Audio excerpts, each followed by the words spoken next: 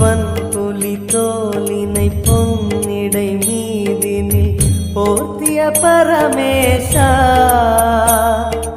அன்பெனும் நூல் கொண்டு ஆடை தருகிறோம், அன்பெனும் நூல் கொண்டு ஆடை தருகிறோம்.